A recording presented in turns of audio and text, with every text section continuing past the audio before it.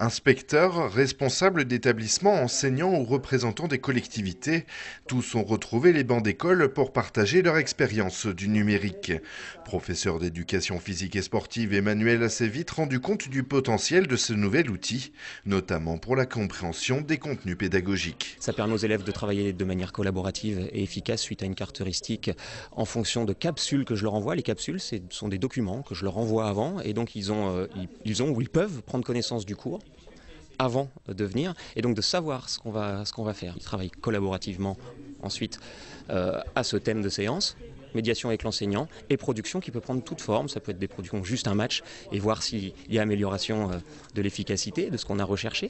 Ça peut aussi être production de vidéos, de QR codes, en rapport évidemment avec le moteur puisque c'est ma spécificité. Les témoignages délivrés ce matin ont mis en évidence les atouts du numérique dans l'implication des élèves et leur compréhension des apprentissages. C'est une pratique qui est liée à un objectif précis à un moment donné, certes qui nécessite différentes implications, soit dans la conception, soit dans la découverte d'un logiciel en ligne intéressant. J'ai des logiciels de BD par exemple, de création de BD en ligne que je leur fais utiliser assez souvent pour essayer de les rendre acteurs, encore une fois.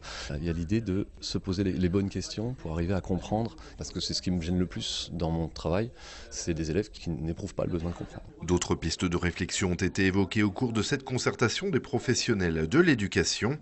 Réduction des inégalités, compétences de demain ou encore renouvellement des pratiques pédagogiques. D'ailleurs, depuis 2 ans, l'Académie Orléans-Tours a investi 4,5 millions d'euros par an, rien que pour former les enseignants à la pratique du numérique. Bien sûr, pour beaucoup d'entre eux, c'est naturel, notamment les plus jeunes, mais ceux qui sont un petit peu moins jeunes n'ont pas forcément la même expérience et la même habitude. Donc il faut les former aux usages du numérique et surtout il faut les former aux usages pédagogiques. Le numérique, c'est d'abord et avant tout un extraordinaire moyen de diversifier, d'affiner les enseignements disciplinaires. Armés de tablettes, d'ordinateurs ou des fameux tableaux blancs interactifs, les établissements scolaires évoluent.